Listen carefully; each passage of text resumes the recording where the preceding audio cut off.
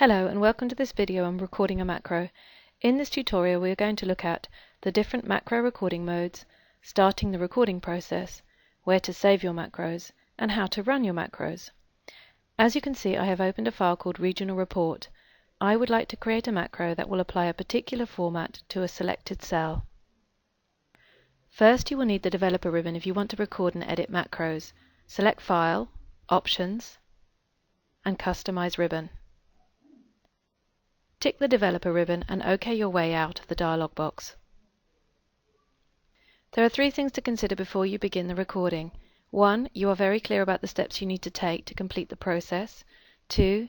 Your starting point. 3. Whether you wish to record in relative or absolute mode. Relative mode allows you to record macros in one cell and run them in another. Absolute mode will always run the macro in the same cell that you recorded it in. As this is a formatting macro that I would like to run in any cell, I am going to click the Use Relative References button. I'm now ready to record my macro. Give your macro a name. Remember, no spaces, no numbers at the beginning, and keep it unique to the workbook. Keyboard shortcuts. These will overwrite any existing ones, so be careful. In the Store Macros In drop-down, I am going to choose Personal Macro Workbook. Any macros stored in this location will be available for all new and existing workbooks on your machine.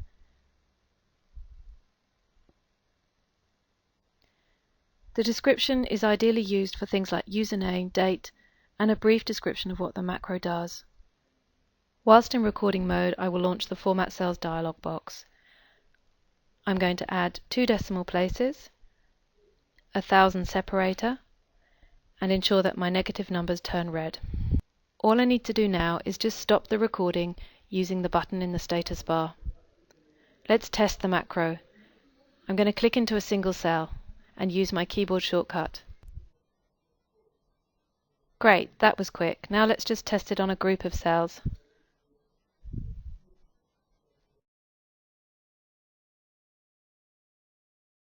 If you forget your keyboard shortcut, you can use the macro dialog box on the developer ribbon. The Options button will provide you with information about your keyboard shortcut. You can also run your macro from this dialog box. Thanks for listening. Why not try automating a few of your own processes?